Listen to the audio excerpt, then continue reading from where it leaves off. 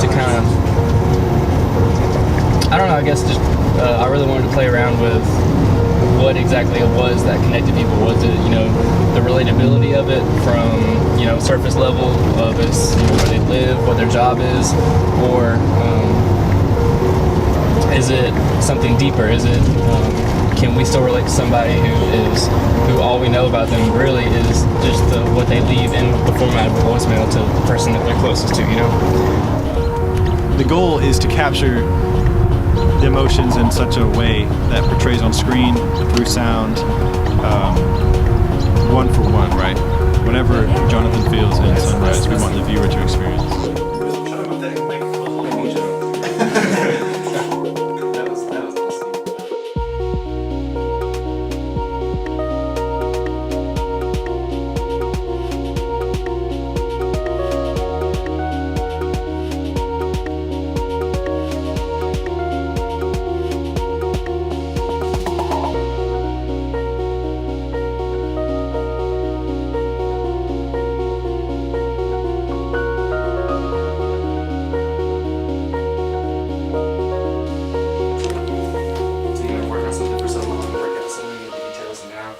Here and we're actually ahead of schedule and working on it, and it's coming to life, and the stuff is working. Like the stuff that we plan to practice for so much is, coming to fruition. So I just want to thank all of y'all. And yeah, it just means so much to me because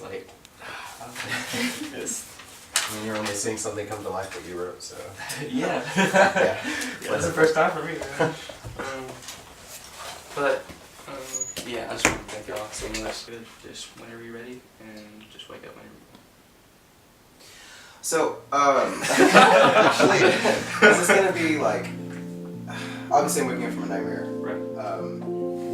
But like, one thing that was unique to Shoot One was that most of the acting, most of the close-up acting, and the overtones of the acting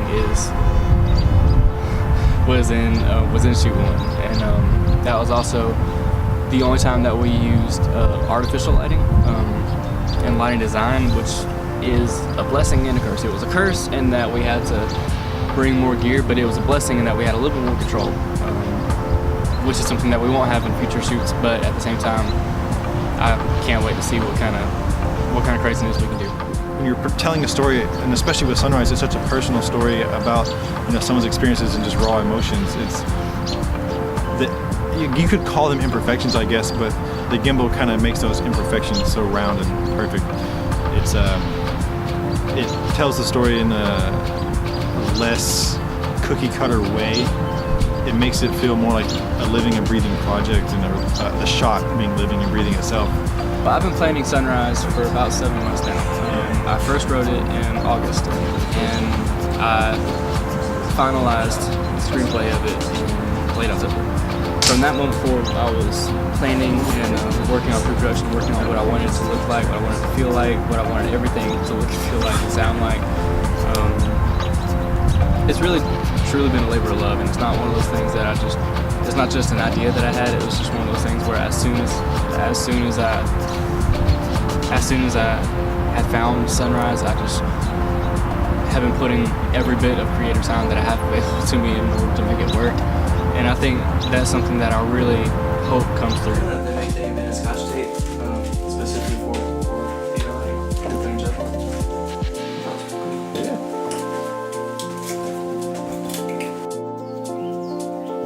The crane, it's really cool getting perspective, because with the crane, you can throw that up like 9 feet up in the air, and all of a sudden your camera can go up 9 feet, down, and still be smooth. We've used it for sort of pulling out on a scene from above, and that kind of not like detaching yourself from the scene, but like expanding your view of the surroundings and the setting. You can sort of see more, and it puts the viewer in like a high place, literally, because it moves the camera out. I don't know. It's hard for me to describe it because I'm so new at the whole writing thing. But with that being said, I'm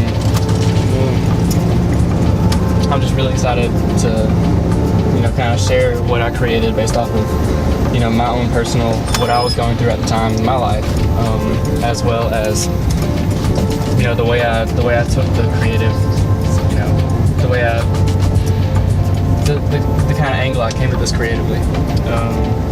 So, I don't know if that was a good answer. Was that okay? I'm gonna put the depth in my armor.